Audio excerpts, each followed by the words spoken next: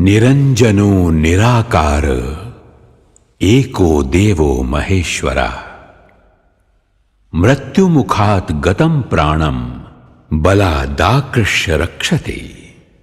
निरंजन निराकार महेश्वर ही एकमात्र महादेव हैं जो मृत्यु के मुख में गए हुए प्राण को बलपूर्वक निकालकर उसकी रक्षा करते हैं। मर्कंड ऋषि का पुत्र मार्कंडेय अल्पायु था। ऋषियों ने उसको शिव मंदिर में जाकर महामृत्युंजय मंत्र जपने की सम्मति प्रदान की। मार्कंडेय ऋषियों के वचनों में श्रद्धा रखकर शिव मंदिर में महामृत्युंजय मंत्र का यथाविधि जाप करने लगे। समय पर यमराज आए, किंतु मृत्युंजय की शरण में गए हुए को कौन छू सकता है। यमराज लौट गए। मार्कंडेय ने दीर्घायु पाई और मार्कंडेय पुराण की रचना भी की। ओम मृत्युंजय महादेव त्राहि मां शरणागतम जन्म मृत्यु जरा रोगै पीडितम कर्म बंधनै। हे मृत्युंजय महादेव, मैं सांसारिक दुविधाओं में फंसा हुआ हूं। रोग और मृत्यु मेरा पीछा नहीं छोड़ रहे हैं। मैं आपकी शरण में हूं, मेरी रक्षा कीजिए। महामृत्युंजय मंत्र महामंत्र है, जिसके यथाविधि पारायण से व्यक्ति पापों से छूटकर सुख समृद्धि प्राप्त करता है। इस लोक में नाना प्रकार के कष्टों से, मृत्यु भय से मुक्त होकर संपत्ति रिद्धि सिद्धि प्राप्त करने का सरल उपाय महामृत्युंजय मंत्र ही है।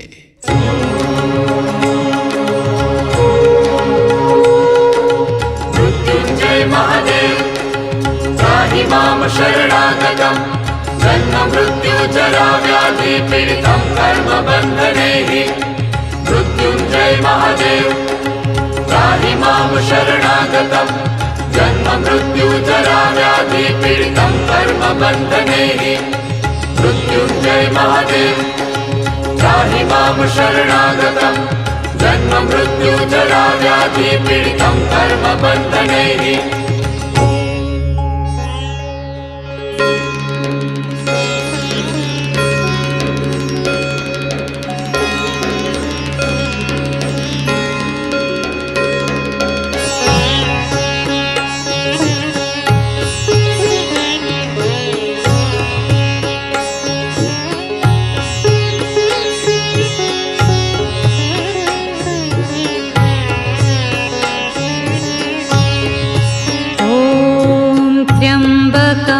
यजामहे सुगन्धिं पुष्टिवर्धनम् उर्वारुकमिव बन्धनान् मृत्योर्मुक्षीयमामृतात्। ॐ त्र्यम्बकं यजामहे सुगन्धिं पुष्टिवर्धनम् उर्वारुकमिव बन्धनान् मृत्योर्मुक्षीयमामृतात्।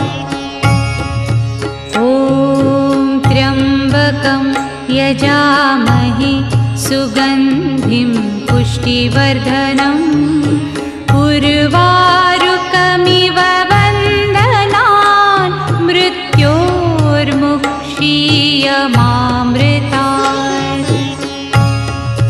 ॐ त्र्यम्बकं यजामहे सुगन्धिं पुष्टिवर्धनम् उर्वारुकमिव बन्धनान् मृत्योर्मुक्षीयमामृतात्। ॐ त्र्यम्बकं यजामहे सुगन्धिं पुष्टिवर्धनम् उर्वारुकमिव बन्धनान्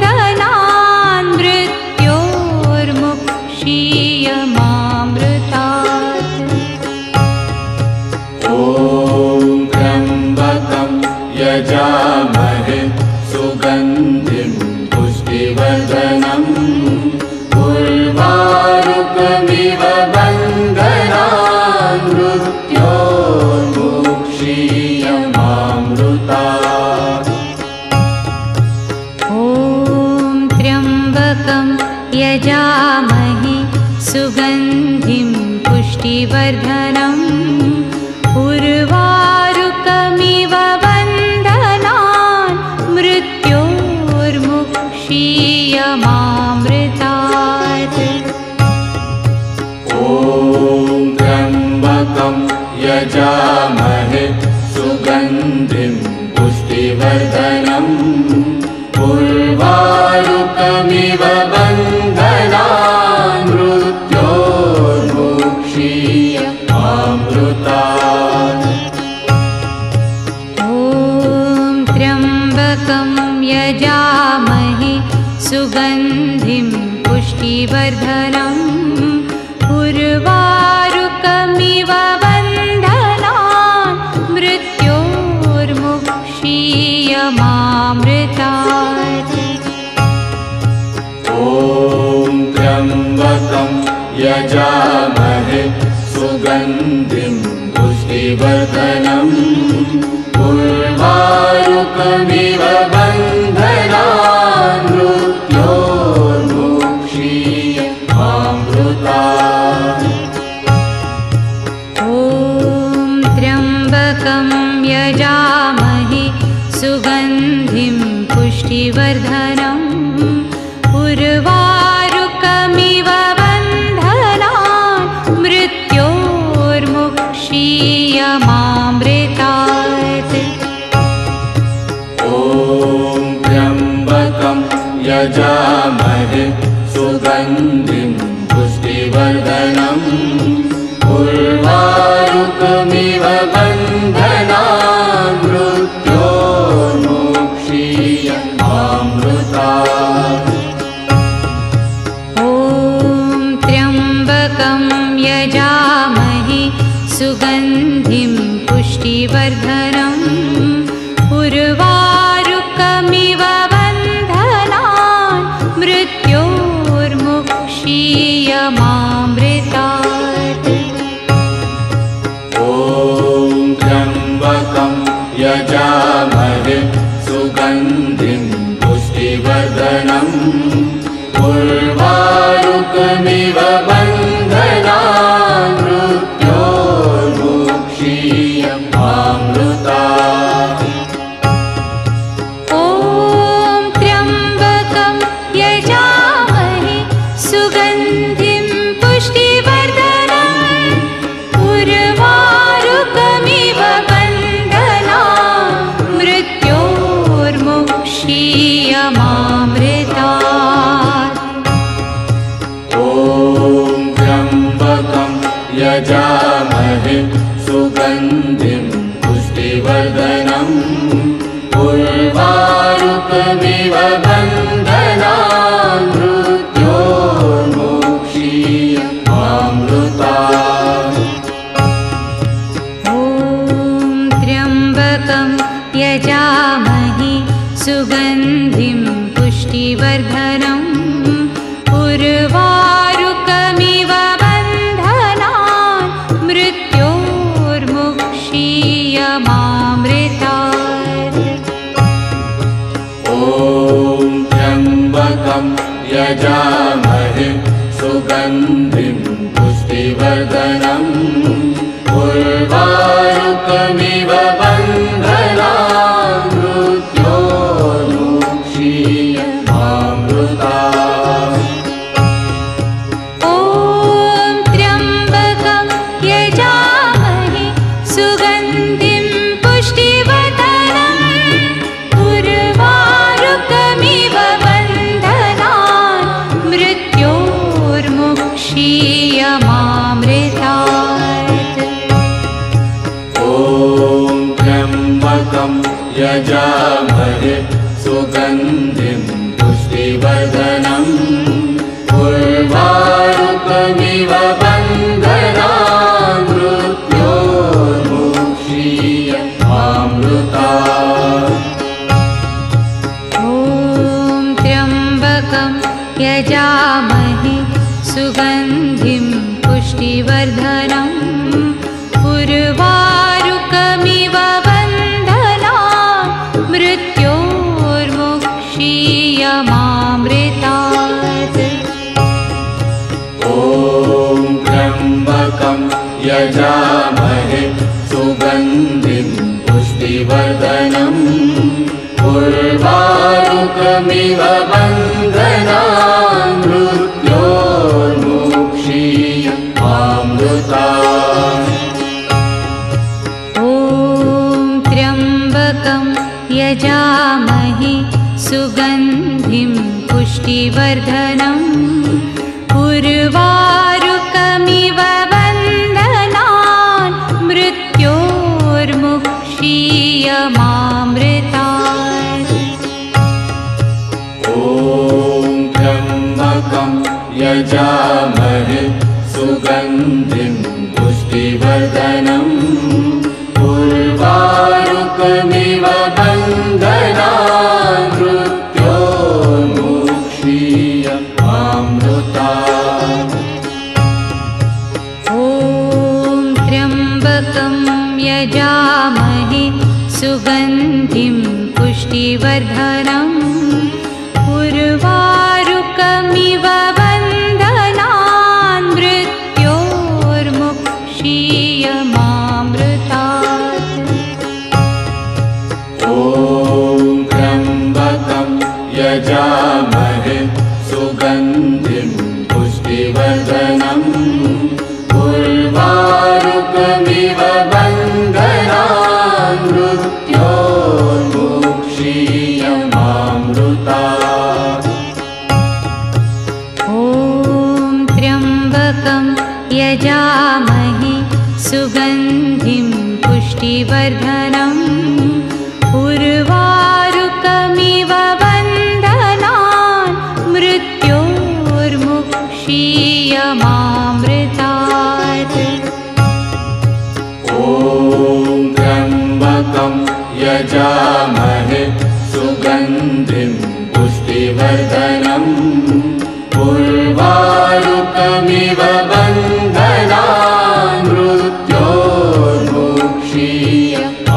मृत्योर्मुक्षीयमामृतात् ॐ त्र्यम्बकं यजामहे सुगन्धिं पुष्टिवर्धनम् उर्वारुकमिव बन्धनान् मृत्योर्मुक्षीयमामृतात् ॐ त्र्यम्बकं यजामहे सुगन्धिं पुष्टिवर्धनम् उर्वारुकमिव बन्धनान् मृत्योर्मुक्षीयमामृतात् ॐ त्र्यम्बकं यजामहे सुगन्धिं पुष्टिवर्धनम् उर्वारुकमिव बन्धनान् मृत्योर्मुक्षीयमामृतात् ॐ त्र्यम्बकं यजामहे सुगन्धिं पुष्टिवर्धनम् उर्वारुकमिव बन्धनान् मृत्योर्मुक्षीयमामृतात्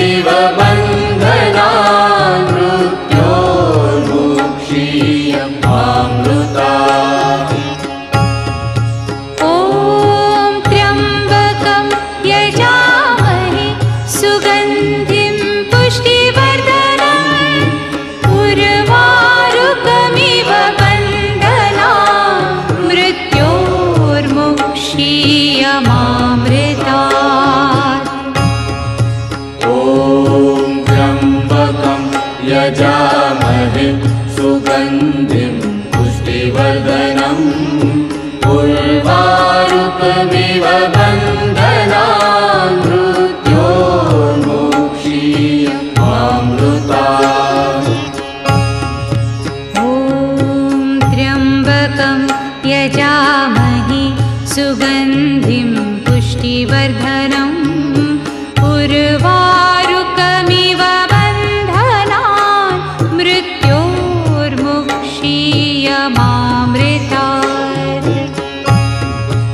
ॐ त्र्यम्बकं यजामहे सुगन्धिं पुष्टिवर्धनम् उर्वारुकमिव बन्धनान् मृत्योर्मुक्षीयमामृतात्। ॐ त्र्यम्बकं यजामहे सुगन्धिं पुष्टिवर्धनम् उर्वारुकमिव बन्धनान् मृत्योर्मुक्षीयमामृतात्। ॐ त्र्यम्बकं यजामहे सुगन्धिं पुष्टिवर्धनम् उर्वारुकमिव बन्धनान् मृत्योर्मुक्षीयमामृतात्। ॐ त्र्यम्बकं यजामहे सुगन्धिं पुष्टिवर्धनम् उर्वारुकमिव बन्धनान् मृत्योर्मुक्षीयमामृतात्। ॐ त्र्यम्बकं यजामहे सुगन्धिं पुष्टिवर्धनम् उर्वारुकमिव बन्धनान् मृत्योर्मुक्षीयमामृतात्। ॐ त्र्यम्बकं यजामहे सुगन्धिं पुष्टिवर्धनम् उर्वारुकमिव बन्धनान् मृत्योर्मुक्षीयमामृतात्। ॐ त्र्यम्बकं यजामहे सुगन्धिं पुष्टिवर्धनम् उर्वारुकमिव बन्धनान् मृत्योर्मुक्षीयमामृतात्। ॐ त्र्यम्बकं यजामहे सुगन्धिं पुष्टिवर्धनम् उर्वारुकमिव बन्धनान् मृत्योर्मुक्षीयमामृतात्। ॐ त्र्यम्बकं यजामहे सुगन्धिं पुष्टिवर्धनम् उर्वारुकमिव बन्धनान् मृत्योर्मुक्षीयमामृतात्। ॐ त्र्यम्बकं यजामहे सुगन्धिं पुष्टिवर्धनम् उर्वारुकमिव बन्धनान् मृत्योर्मुक्षीयमामृतात्। ॐ त्र्यम्बकं यजामहे सुगन्धिं पुष्टिवर्धनम् उर्वारुकमिव बन्धनान् मृत्योर्मुक्षीयमामृतात्। ॐ त्र्यम्बकं यजामहे सुगन्धिं पुष्टिवर्धनम् उर्वारुकमिव बन्धनान् मृत्योर्मुक्षीयमामृतात्। ॐ त्र्यम्बकं यजामहे सुगन्धिं पुष्टिवर्धनम् उर्वारुकमिव बन्धनान् मृत्योर्मुक्षीयमामृतात्।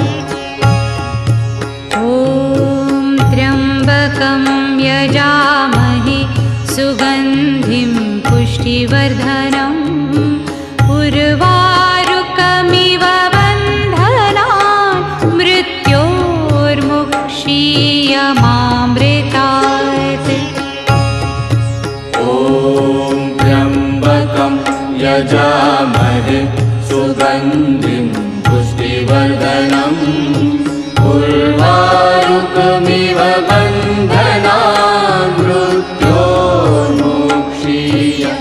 मृत्योर्मुक्षीयमामृतात् ॐ त्र्यम्बकं यजामहे सुगन्धिं पुष्टिवर्धनम् उर्वारुकमिव बन्धनान् मृत्योर्मुक्षीयमामृतात् ॐ त्र्यम्बकं यजामहे सुगन्धिं पुष्टिवर्धनम् उर्वारुकमिव बन्धनान् मृत्योर्मुक्षीयमामृतात् ॐ त्र्यम्बकं यजामहे सुगन्धिं पुष्टिवर्धनम् उर्वारुकमिव बन्धनान् मृत्योर्मुक्षीयमामृतात् ॐ त्र्यम्बकं यजामहे सुगन्धिं पुष्टिवर्धनम् उर्वारुकमिव बन्धनान् मृत्योर्मुक्षीयमामृतात्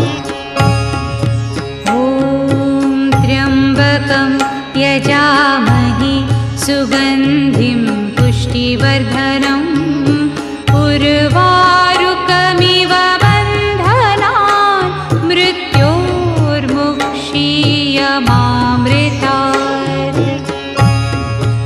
ॐ त्र्यम्बकं यजामहे सुगन्धिं पुष्टिवर्धनम् उर्वारुकमिव बन्धनान् मृत्योर्मुक्षीयमामृतात् ॐ त्र्यम्बकं यजामहे सुगन्धिं पुष्टिवर्धनम् उर्वारुकमिव बन्धनान् मृत्योर्मुक्षीयमामृतात् ॐ त्र्यम्बकं यजामहे सुगन्धिं पुष्टिवर्धनम् उर्वारुकमिव बन्धनान् मृत्योर्मुक्षीयमामृतात्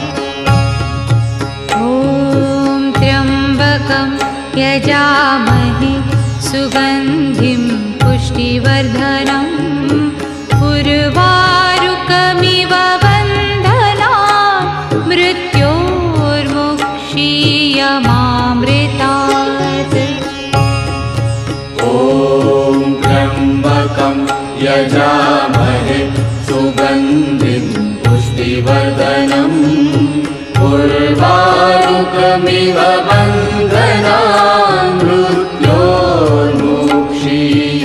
मृत्योर्मुक्षीयमामृतात् ॐ त्र्यम्बकं यजामहे सुगन्धिं पुष्टिवर्धनम् उर्वारुकमिव बन्धनान् मृत्योर्मुक्षीयमामृतात् ॐ त्र्यम्बकं यजामहे सुगन्धिं पुष्टिवर्धनम् उर्वारुकमिव बन्धनान् मृत्योर्मुक्षीयमामृतात् ॐ त्र्यम्बकं यजामहे सुगन्धिं पुष्टिवर्धनम् उर्वारुकमिव बन्धनान् मृत्योर्मुक्षीयमामृतात्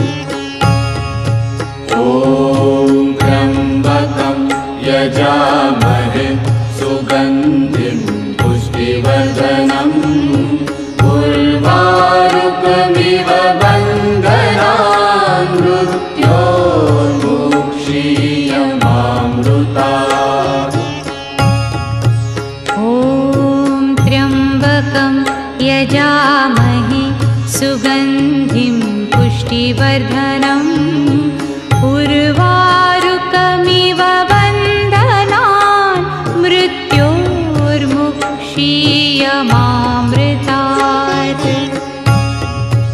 ॐ त्र्यम्बकं यजामहे सुगन्धिं पुष्टिवर्धनम् उर्वारुकमिव बन्धनान् मृत्योर्मुक्षीयमामृतात्। ॐ त्र्यम्बकं यजामहे सुगन्धिं पुष्टिवर्धनम् उर्वारुकमिव बन्धनान् मृत्योर्मुक्षीयमामृतात्। ॐ त्र्यम्बकं यजामहे सुगन्धिं पुष्टिवर्धनम् उर्वारुकमिव बन्धनान् मृत्योर्मुक्षीयमामृतात्। ॐ त्र्यम्बकं यजामहे सुगन्धिं पुष्टिवर्धनम् उर्वारुकमिव बन्धनान् मृत्योर्मुक्षीयमामृतात्। ॐ त्र्यम्बकं यजामहे सुगन्धिं पुष्टिवर्धनम् उर्वारुकमिव बन्धनान् मृत्योर्मुक्षीयमामृतात्। ॐ त्र्यम्बकं यजामहे सुगन्धिं पुष्टिवर्धनम् उर्वारुकमिव बन्धनान् मृत्योर्मुक्षीयमामृतात्। ॐ त्र्यम्बकं यजामहे सुगन्धिं पुष्टिवर्धनम् उर्वारुकमिव बन्धनान् मृत्योर्मुक्षीयमामृतात्। ॐ त्र्यम्बकं यजामहे सुगन्धिं पुष्टिवर्धनम् उर्वारुकमिव बन्धनान् मृत्योर्मुक्षीयमामृतात्। ॐ त्र्यम्बकं यजामहे सुगन्धिं पुष्टिवर्धनम् उर्वारुकमिव बन्धनान् मृत्योर्मुक्षीयमामृतात्।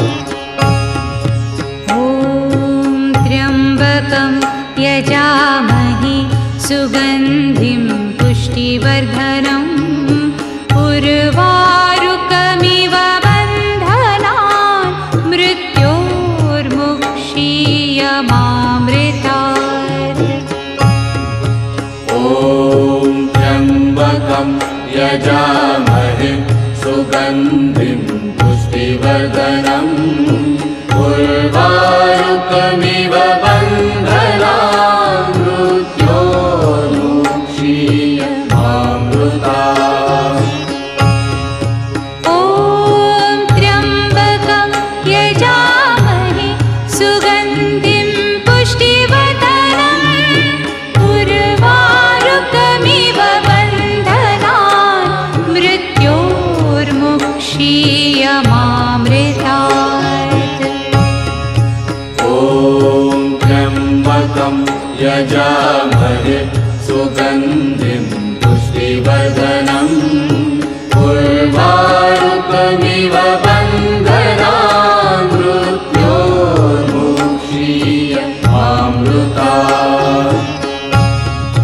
ॐ त्र्यम्बकं यजामहे सुगन्धिं पुष्टिवर्धनम् उर्वारुकमिव बन्धनान् मृत्योर्मुक्षीयमामृतात्।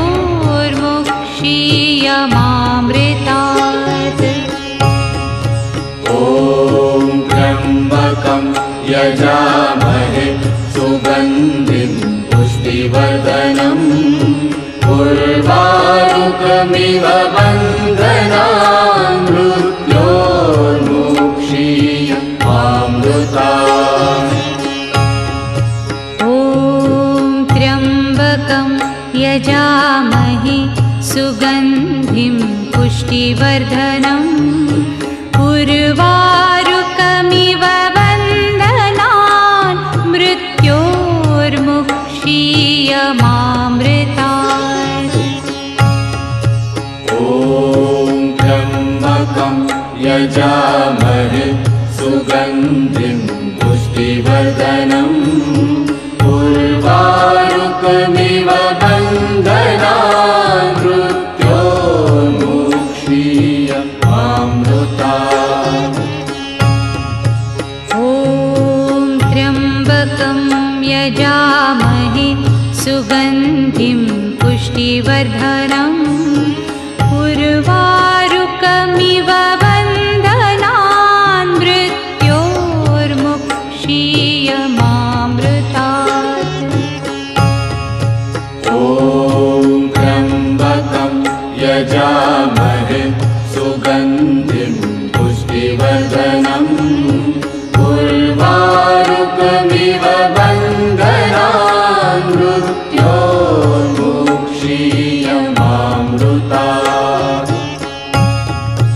ॐ त्र्यम्बकं यजामहे सुगन्धिं पुष्टिवर्धनम् उर्वारुकमिव बन्धनान् मृत्योर्मुक्षीयमामृतात्।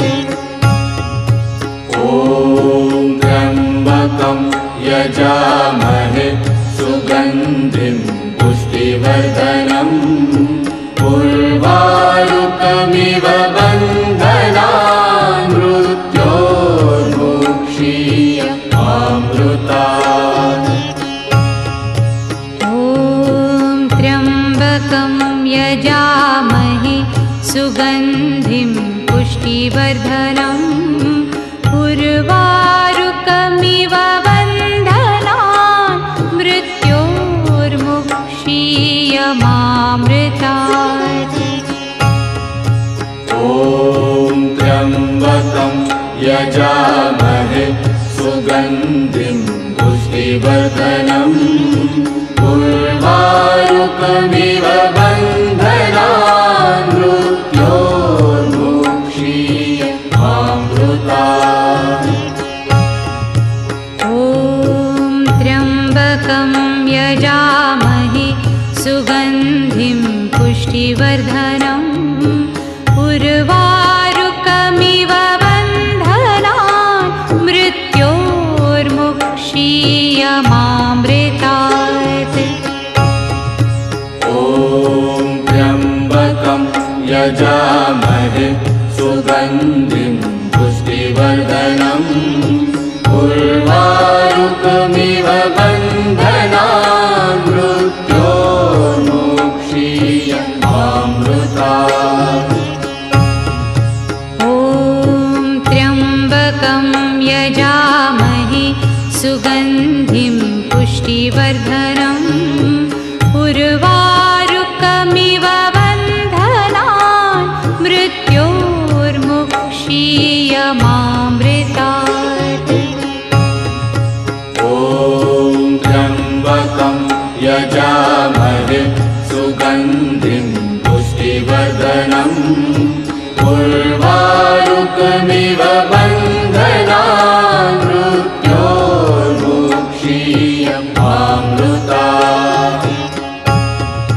ॐ त्र्यम्बकं यजामहे सुगन्धिं पुष्टिवर्धनम् उर्वारुकमिव बन्धनान् मृत्योर्मुक्षीयमामृतात्।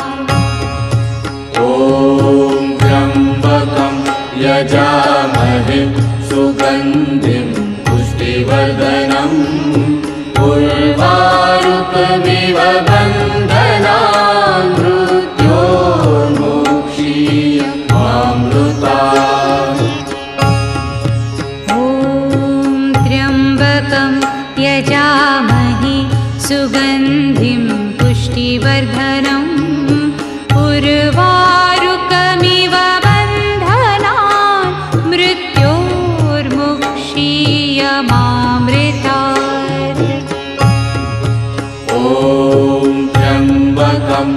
यजामहे सुगन्धिं पुष्टिवर्धनम् उर्वारुकमिव बन्धनान् मृत्योर्मुक्षीयमामृतात्। ॐ त्र्यम्बकं यजामहे सुगन्धिं पुष्टिवर्धनम् उर्वारुकमिव बन्धनान् मृत्योर्मुक्षीयमामृतात्। ॐ त्र्यम्बकं यजामहे सुगन्धिं पुष्टिवर्धनम् उर्वारुकमिव बन्धनान् मृत्योर्मुक्षीयमामृतात्।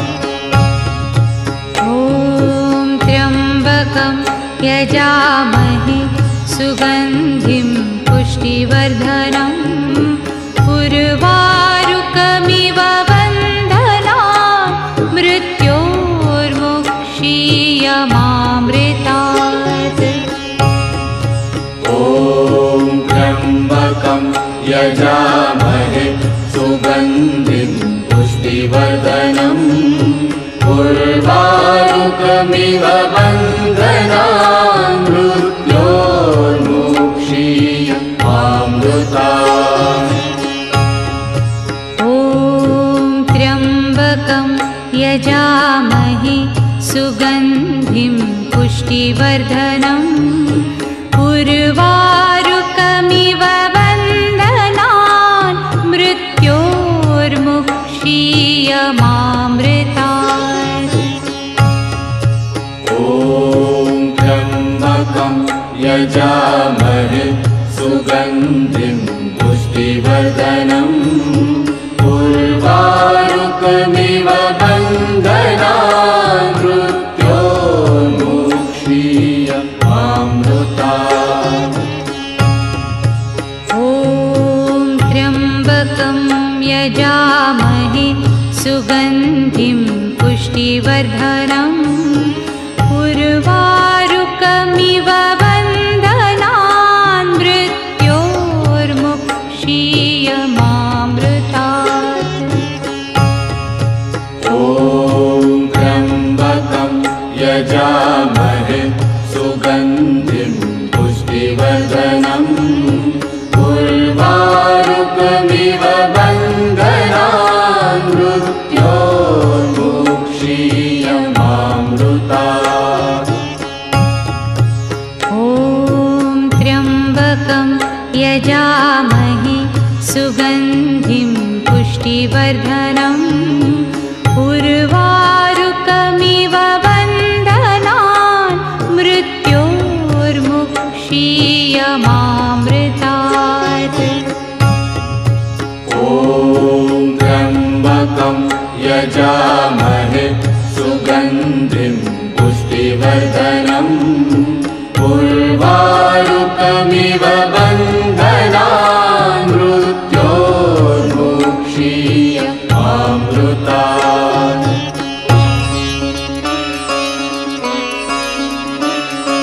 मृत्युञ्जय महादेव त्राहि मां शरणागतं जन्म मृत्युजरा व्याधि पीडितं कर्मबन्धनैः।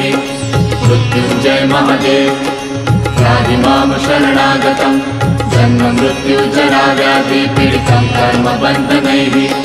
मृत्युञ्जय महादेव त्राहि मां शरणागतं जन्म मृत्युजरा व्याधि पीडितं कर्मबन्धनैः। मृत्युञ्जय महादेव त्राहि मां शरणागतं जन्म मृत्युजरा व्याधि पीडितं कर्मबन्धनैः। मृत्युञ्जय महादेव त्राहि मां शरणागतं जन्म मृत्युजरा व्याधि पीडितं कर्मबन्धनैः। मृत्युञ्जय महादेव त्राहि मां शरणागतं जन्म मृत्युजरा व्याधि पीडितं कर्मबन्धनैः। मृत्युञ्जय महादेव त्राहि मां शरणागतं जन्म मृत्युजरा व्याधि पीडितं कर्मबन्धनैः। मृत्युञ्जय महादेव त्राहि मां शरणागतं जन्म मृत्युजरा व्याधि पीडितं कर्मबन्धनैः।